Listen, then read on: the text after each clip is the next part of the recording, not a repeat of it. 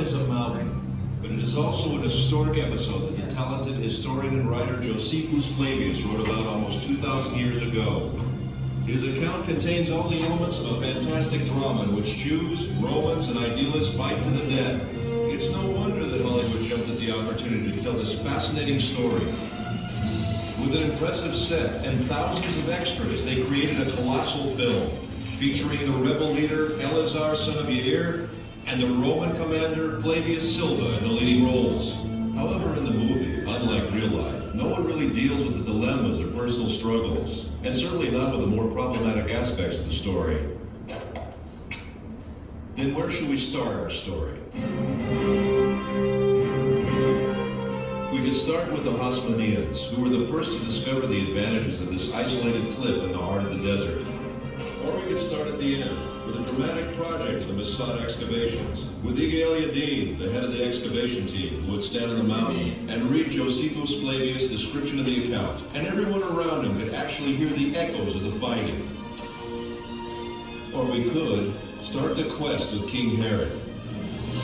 Herod, who ruled under the auspices of the Romans, built himself a magnificent fortress here on the mountain, which was to be his sanctuary in troubled times. And believe me, he really had troubles. Herod, like any other king, built his palaces to the highest standards of his day. One of them is this Western palace. Herod's architect was probably a short guy. Here he built himself a bathhouse, and he would put his lamp here and enter his bath. What can I tell you? This king loved the good life. Until now, we spoke about Herod. It wasn't the splendor of Herod's style that made Masada what it is today. The year 66 AD, the Jews rebel against the Roman Empire. 4 years later, the temple is destroyed. Jerusalem falls. Everywhere else, the rebels were suppressed. Masada is the last stronghold where there are still Jewish rebels.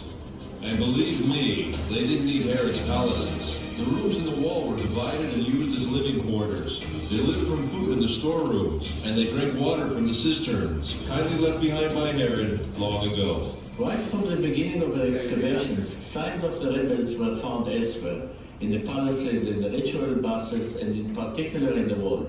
The deepest experience I went through in Masada was when they found in this particular room the first piece of scroll. To see Hebrew letters coming out of the ground, the same letters which are used until today. Later, more fragments of scrolls were found. One I found with my own hands, but the first experience is unforgettable. Throughout the revolt, groups of refugees sought asylum on the mountain. About 1,000 rebels gathered at this fortress in the heart of the wilderness. In 73 AD, the Romans' 10th Legion arrived with thousands of armed soldiers who deployed themselves around the mountain. An enormous war machine. And the movies do it best.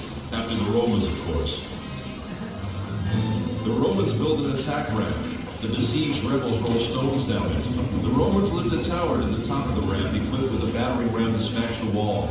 The besieged erect a wood and earthen wall to sustain the blows of the battering ram. The Romans burn it, but the wind almost burns their own tower.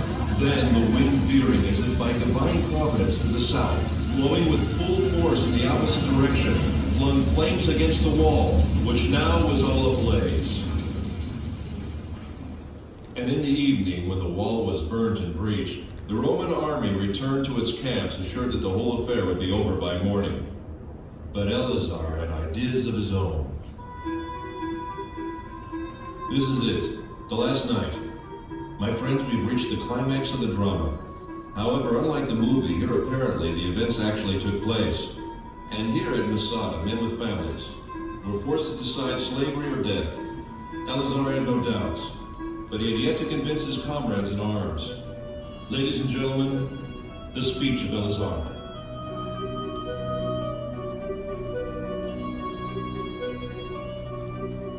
O my loyal followers, the time has now come that obliges us to make that resolution true in practice. Let our wives die before they are abused, and our children before they have tasted slavery, and preserve ourselves in freedom as an excellent funeral monument for us, as we have preferred death before slavery. Once Iga El-Yadim was asked what was the most important artifact he found on Masada. Dozens of priceless objects were found here, he answered. But if I must point to one find, it would be these ostraka. These potsherds. These may be the lots that I'm holding now. Potsherds on which the rebels wrote their names. 10 men who were chosen were the only ones who remained. Their equipment had already burnt, and each of them had already killed his wife and children. Then they drew the lots. Who would kill the 9th man and fall on his own sword? And in the morning the Romans arrived, and besides 2 women and a few children, everyone was dead.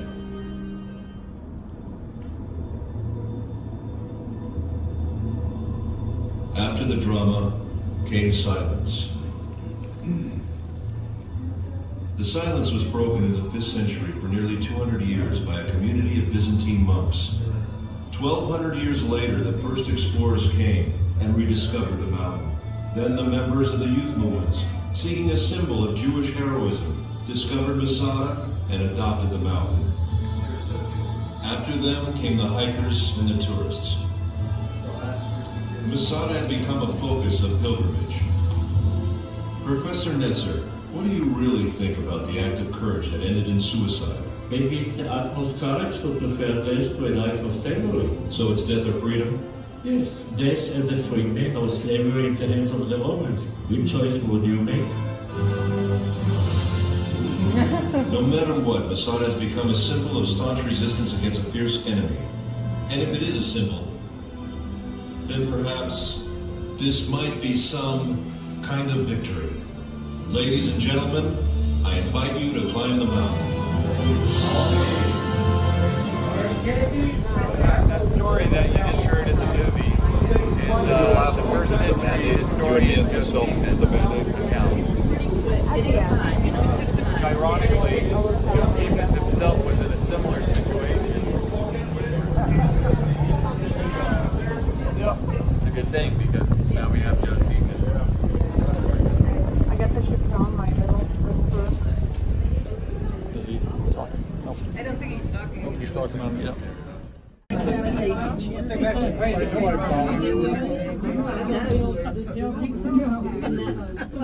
What does that say? Can you read that? That's too little. It says objects, no, it says HD movie area and internal memory is full.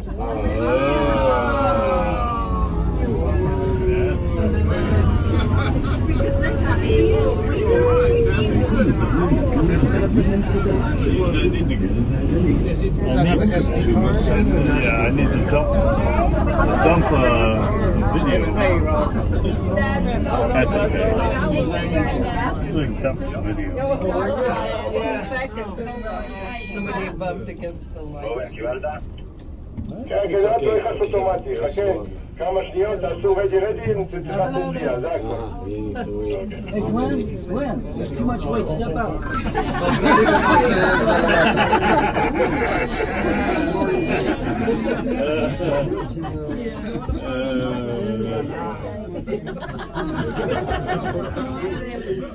With friends like you. Go ahead, Glenn.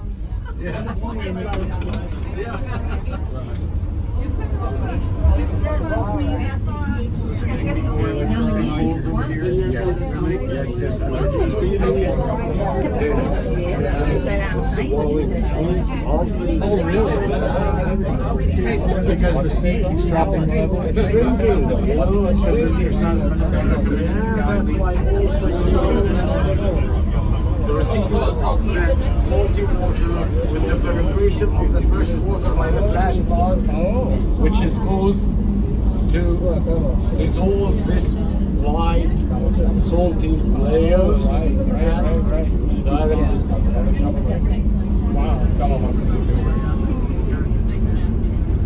Such a beautiful color.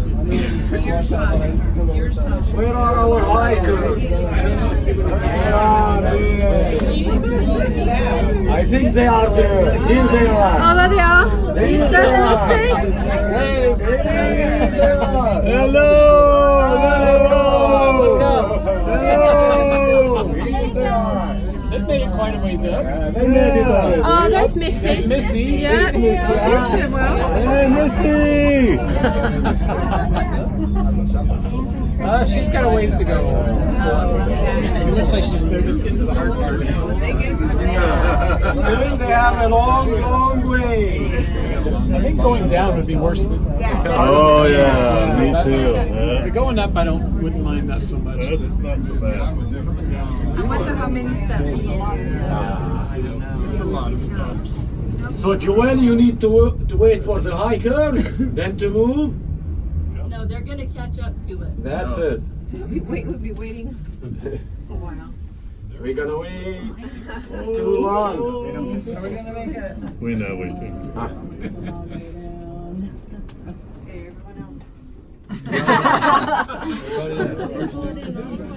everyone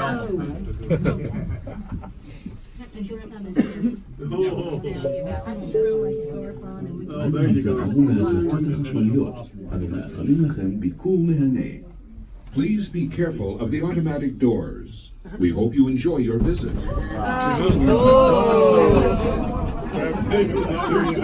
Dean, stop shaking the trash. Policeman, are you afraid? No, he's not afraid. I am afraid.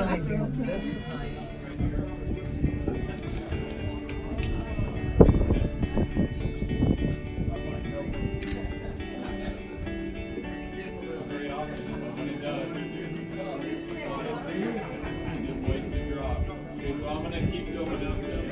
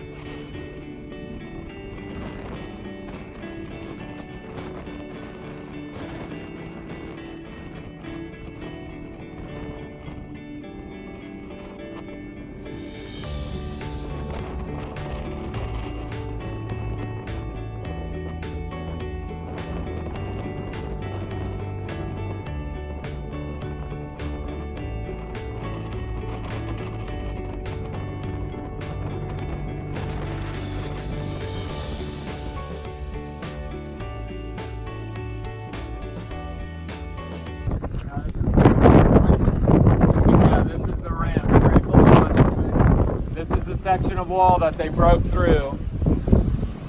And when they broke through it, the people had already killed themselves. Where? Oh, and there's the common fort over there, right? Right over here.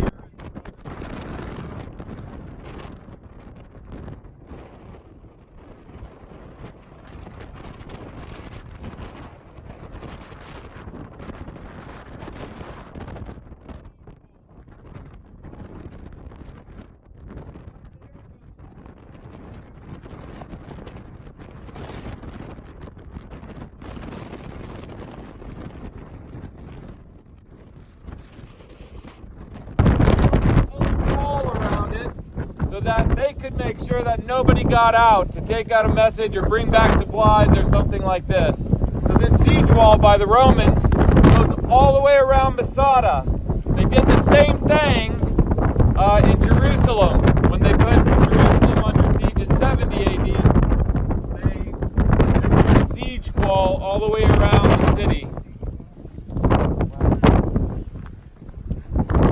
Does everybody see that siege wall?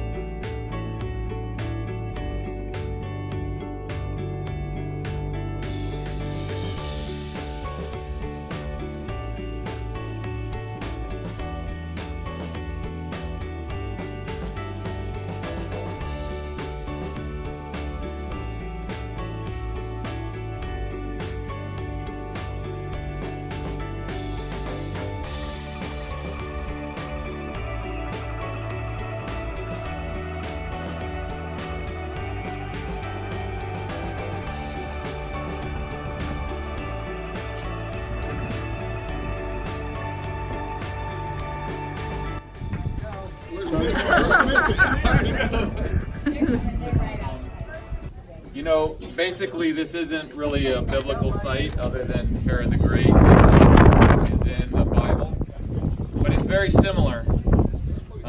If you take Josephus' account of what happened here out, nobody would care about this place, right? And so what brings these rocks and this place and how it's structured to life is because we have an ancient text that tells us what happened here.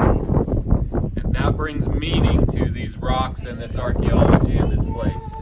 So this is the synagogue. This wasn't a synagogue at the time of Herod the Great, but it was a time of the rebels against the Romans.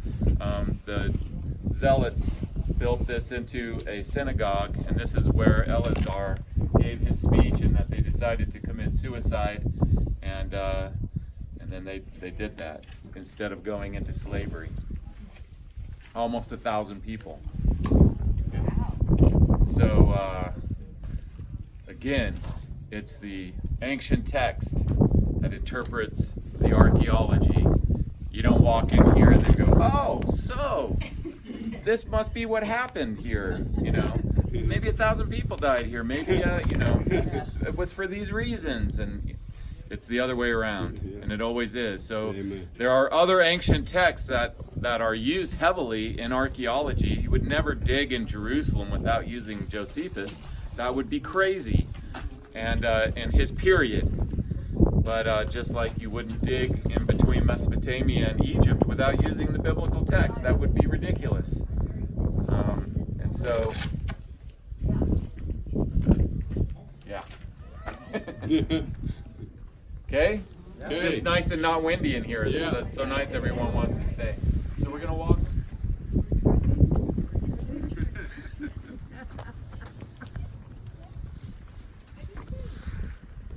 Well, let's do this this demonstration over here. Why not?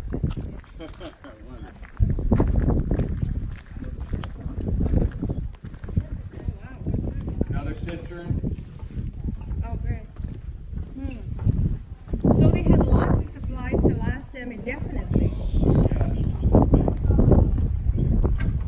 Although food would be a little harder to.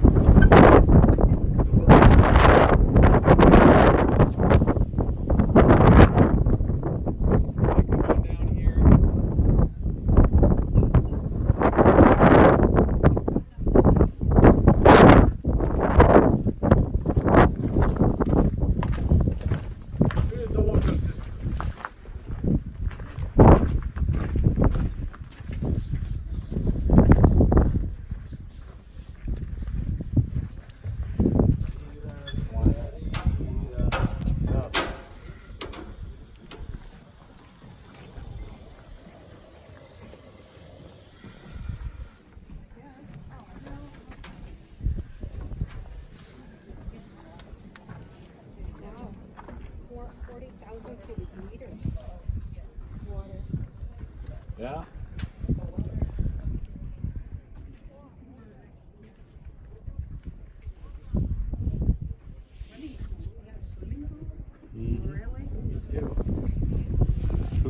You saw in Sicarii. Yeah. Yeah, there's always I guess he thought he was really a god. Small G. Come on down and gather around this model to where you can see. This is a good demonstration of how this place works.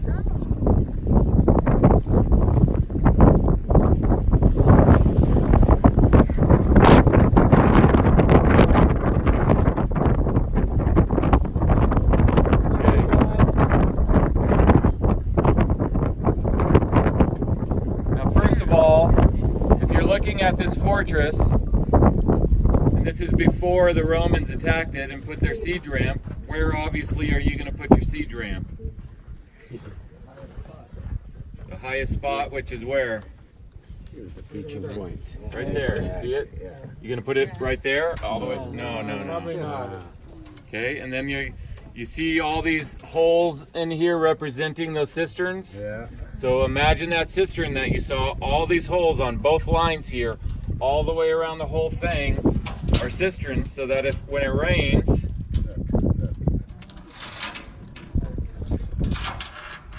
and it runs down, directly fills up your cisterns. Then to get the water from, you see the paths coming down to the cisterns.